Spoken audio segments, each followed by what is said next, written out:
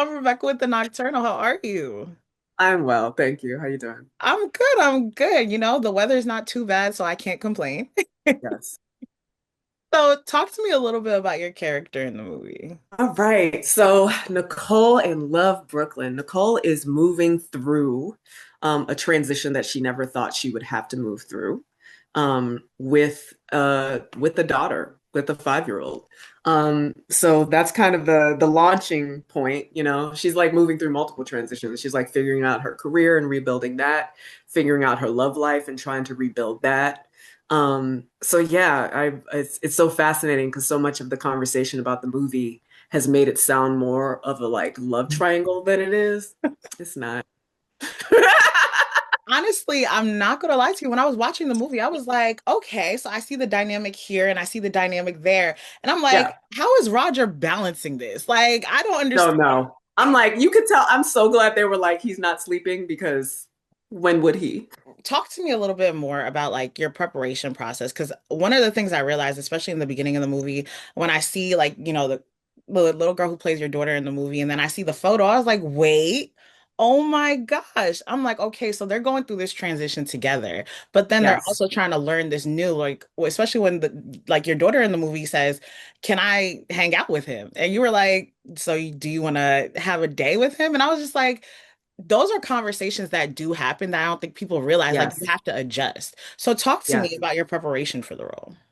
Part of it, I mean, thanks for asking that question. I haven't really talked about that a lot. So part of my preparation is my preparation for everything, and that's like just nerdy actor books I read, the like bio, the body language, you know, how she moves, how she speaks through the world. But I didn't think about, I think some of my touchstones for single motherhood were actually some of the more atypical representations we see. Like I was thinking about like Kiki Palmer. I was just thinking about these, you know, women who are like public facing, who we've seen who like, you know, are defying what the job is or means, what motherhood is or means.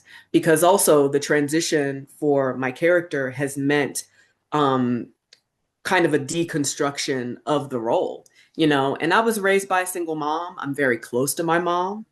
There hasn't been a lot, I think, growing up in my childhood that wasn't consult. Like my mom was a very like, how are you? What do you think of this? Like she was just always, you know, that way. She always treated me as a as an actual person.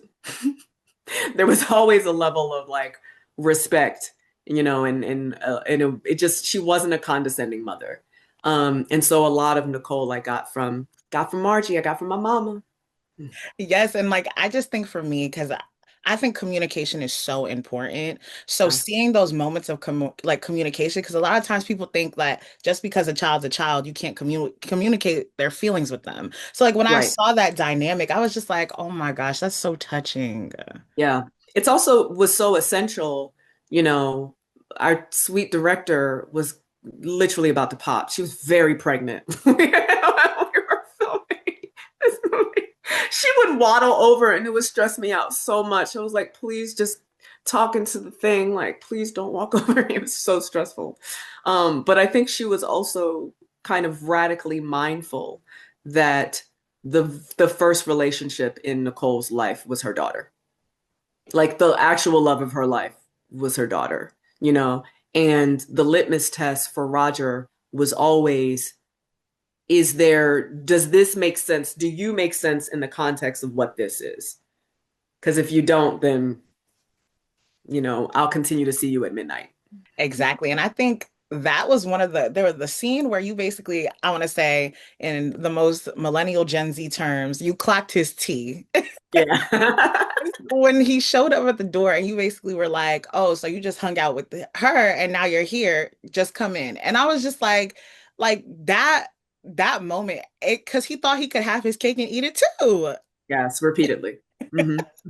So Hmm. I just think, talk to me about the preparation between you and Andre Holland. Like, when you guys were preparing for that, like, I feel like the relationship, there was chemistry, but there was also tension. So Yes, talk to me how yes. that preparation was like for both of you guys.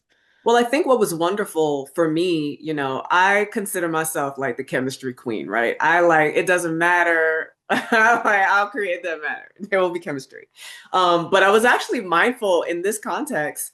I kind of gave myself permission. There was more permission for awkwardness, for it to not feel like, oh, they should be together necessarily. Because as a storyteller, I was mindful of wanting you to feel like Roger and Casey, of you feeling like, well, why aren't they together? So much of the story is like, well, why aren't you okay? And then you kind of that unfolds, right? So you see that relationship and you're like, oh, y'all drink a little more when you're together. Like if there's some toxicity there, you know.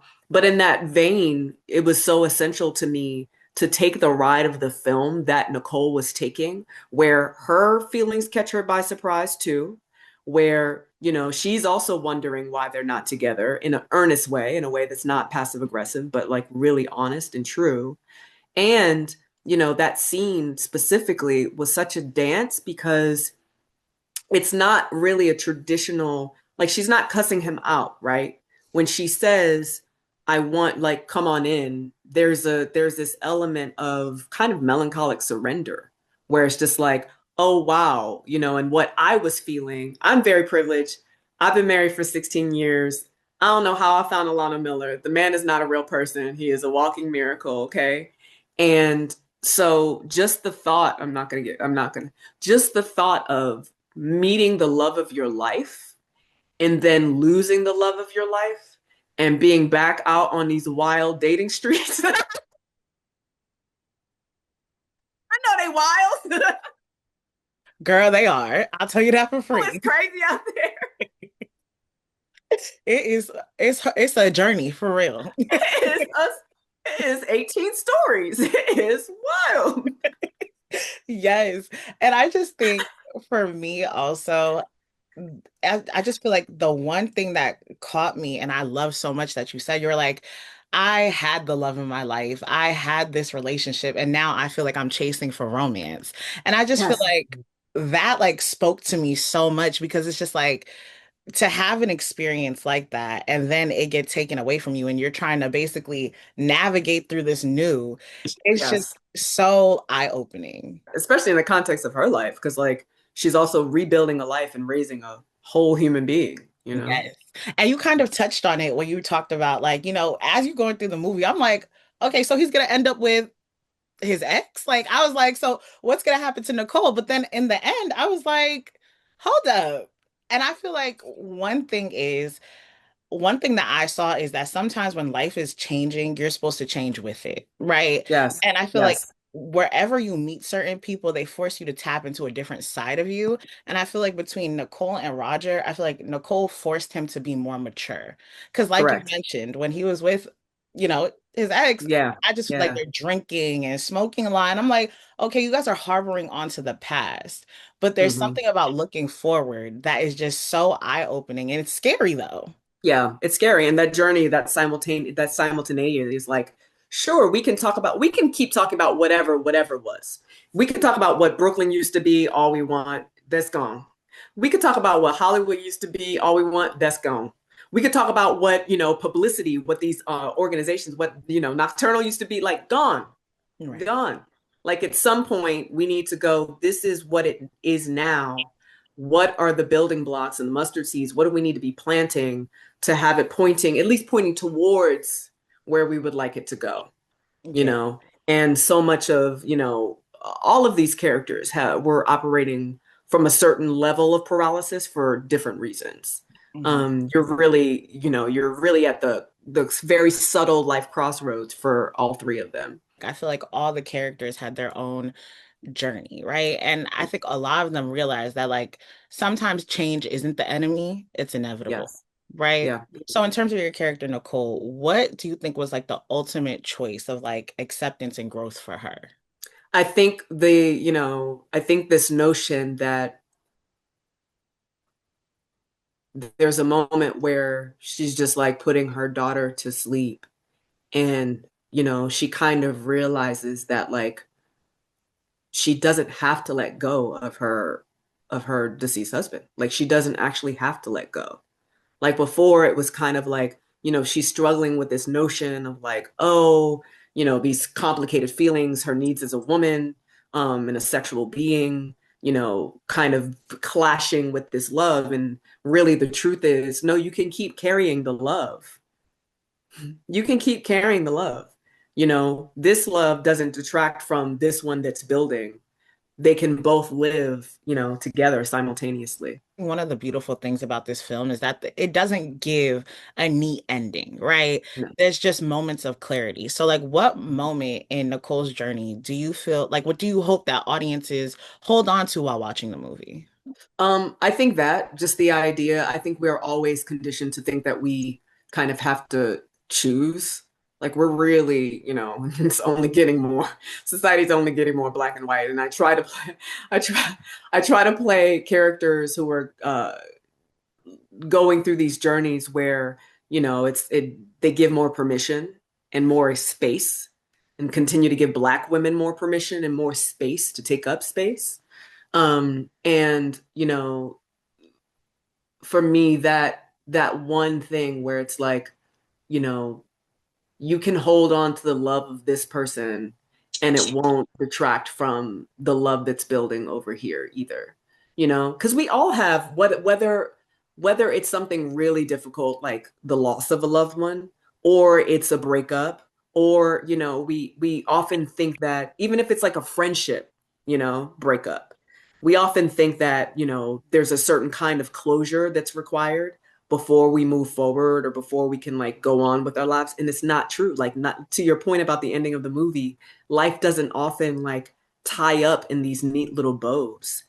And just because something, wasn't conclusive for you, or you didn't learn a lesson, or you couldn't just wrap it up in a succinct story to tell yourself and make yourself feel better, doesn't mean that you can't move forward with your life. The story really honors the complexities of Black love, Black ambition, and Black grief in a way that's not commonly seen on screen. So, what did it mean for you to personally be a part of a project that explores those nuances? I think one, first and foremost, it had been a long time for me since I work with my people.